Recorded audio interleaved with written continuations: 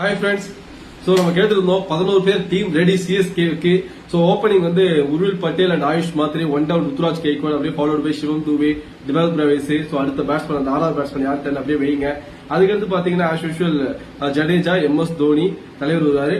அதுக்கடுத்து Noor Ahmad, Nathan Ellis, Anshul Kamboj, Khaleel Ahmed. இதுதான் 11 பேர் உங்களோட டீம் சொல்லிட்டு நம்ம சொல்லியிருந்தோம். அந்த ஒரு 6th டவுன் யார் வரலாம் அப்படின்னு நம்ம யோசிக்கிறப்ப அதிகமா ஓட்டு யாருக்கு பண்ணிருந்தீங்கன்னா டோனோன் ஃபெராராக்கு சப்போர்ட் பண்ணிருக்கீங்க.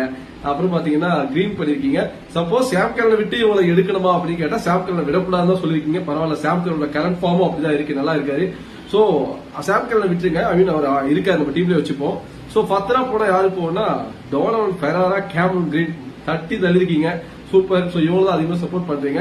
சில பேர் டீம் சைட் பண்ண சொல்றீங்க, பட் டீம் சைட் பண்ண ஆல்ரவுண்டர் தான், எனக்கு தெரியல, கிடையாது நினைக்கிறேன். சோ அதே மாதிரி பென் ஸ்டோக்ஸ் எல்லாம் சான்ஸே கிடையாது, விட்டுருங்க. ஏன்னா பென் ஸ்டோக்ஸ் எடுத்து அவர் இன்ஜுரி போயிட்டு கொஞ்சம் அப்செட் கொடுத்துட்டாங்க நமக்கு, அதனால அவர்கிட்ட போக மாட்டார். ஐ மீன் நல்ல பிளேயர், நான் இல்லைன்னு சொல்ல வரல, பட் சிஎஸ்கே போகான்னு சொல்ல வரேன். அப்புறம் சில பேர் வந்து டிவால் பிரேவிஸே குட்டி ஏபிடி, குட்டி டிவால் பிரேவிஸ் சொல்லிட்டு யாரும் சொல்றீங்க, அவர் வேற எடுக்கிறாங்க. சோ அதெல்லாம் கஷ்டம். அப்புறம் இன்னொன்று சொல்லலாம் பார்த்தேன். சோ எனக்கு பொறுத்த வரைக்கும் கேமரன் கிரீன், டோனோன் ஃபெராரா நல்ல ஆப்ஷன், ரெண்டு பேருமே ஆல்ரவுண்ட் தான். சோ சூப்பர், அவங்க தான் போகணும்னு சொல்லிட்டு மேனேஜ்மெண்ட் எதிர்பார்க்கும். ஐ திங்க் நிறைய காசு ஸ்பெண்ட் பண்ணணும், 20 கோடி கிட்ட வைக்கணும்னா சும்மா கிடையாது. டெல்லி டோனோன் ஃபெராரா ரிலீஸ் பண்ணுவாங்களான்னு தெரியல, அதை வேற பார்க்கணும். ஆனா இவனுக்கு ஆடவும் விட மாட்டானுங்க, ரிலீஸ் பண்றாங்கன்னா அதையும் பண்ண மாட்டானுங்க. சோ நம்ம கூட பெர்ஃபார்ம் பண்ணிருக்காரு, அதனால அதை பொறுத்து பார்த்தா ஜேஎஸ்கேல பெர்ஃபார்ம் பண்ணதுனால விடுவாலும் தெரியல, பார்க்கலாம். 11 பிளேயிங் லெவல் சில பேர் அப்செட் தெரிவிச்சீங்க. நாதன் எல்லிஸ் 11 கம்பேர் பண்றப்ப எனக்கு நாதன் எல்லிஸ் பெட்டரா தோணுது. சில பேர் வந்து ருத்ராஜ் கேக்வாட் தான் ஓபன் பண்ணணும், உருள் பட்டேல் ஒன் டவுன் வரட்டும் அப்படின்னு சொல்றீங்க. நான் வந்து ஸ்லோ அண்ட் ஸ்டெடி ஸ்டார்ட் சொல்லியிருப்பேன். எதுக்காக சொல்றது பாத்தீங்கன்னா, பொதுவா பாத்தீங்கன்னா ருத்ராஜ் அண்ட் ஆயுஷ் மாத்திரை வந்து நான் ஸ்லோ அண்ட் ஸ்டெடி ஸ்டார்ட்னா ருத்ராஜ் கம்பேர் பண்றப்ப ஆயுஷ் மாதிரி டக்கு டக்குன்னு ஆடுறாள் தான். பட் 10 பால் சாப்பிட்டு நான் உருள் பட்டேல் வந்து லைக் அபிஷேக் சர்மா மாதிரி விட்டு தட்டு கட்டு சொல்லிட்டு போயிடும், ஸ்கோர் வந்து செட் பண்ணிட்டு போயிடும். எனிவே 2 பேர்ல மாத்தி யாரும் வந்தாலும் எனக்கு பிரச்சனை கிடையாது. ஆயுஷ் மாத்திரே உருள் பட்டேல், ஆயுஷ் மாத்திரே டிஃபால்ட்டா இருக்க போறாரு ஓப்பனிங்ல. சோ நான் ஸ்ட்ரைக்கர்ல வந்து ருத்ராஜ் கேக்வாடா இல்ல உருள் பட்டேலான்னு பாத்துக்கலாம்.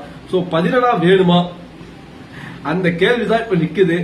நீங்க சொல்லுங்க, 11 வேணுமா வேணாமா? 11 வெர்சஸ் நாதன் எல்லிஸ்னு வந்தா நீங்க 11 கிட்ட போவீங்களா இல்ல நாதன் எல்லிஸ்க்கு போவீங்களா? போனா நீங்க 11 சரியா பெர்ஃபார்ம் பண்ணல, அதுக்காக நாதன் எல்லிஸ் ஓட் பண்ணாதீங்க. பெர்ஃபார்மன்ஸ் வைஸா பாருங்க, 2 பேர்ல யார் பெஸ்டா தெரியும். எனக்கு என்னவோ 11 ஒரு ஸ்லைட் வச்சு நாதன் எல்லிஸ் இருப்பாரு. ஏன்னா பவுலிங் தாண்டி அவர் பேட்டிங்கும் சில ஹிட் கொடுப்பாருன்றது என்னோட நம்பிக்கை. நீங்க என்ன சொல்றீங்கன்னு பாருங்க. இதுதான் வந்து சிஎஸ்கேவோட ஸ்ட்ராங்கஸ்ட் 11 இருக்கும். அந்த 6th பிளேஸ் ஆஸ் யூசுவல் நமக்கு இன்னும் தெரியல. அது கேமரன் கிரீனா இருக்கலாம், டோனோன் ஃபெராரா இருக்கலாம், இல்ல யாரோ ஒருத்தர் எல்லாமே இருக்கலாம், இல்ல சாம் கரனே அந்த பிளேஸ் ரீப்ளேஸ் பண்ணி ஐ மீன் அந்த இடத்துல இருக்கலாம். சோ நீங்க சொல்லுங்க, 11 இல்ல நாதன் எல்லிஸா? அதுக்கு இப்ப ஓட் பண்ணுங்க, பாத்துக்கலாம். பாய்.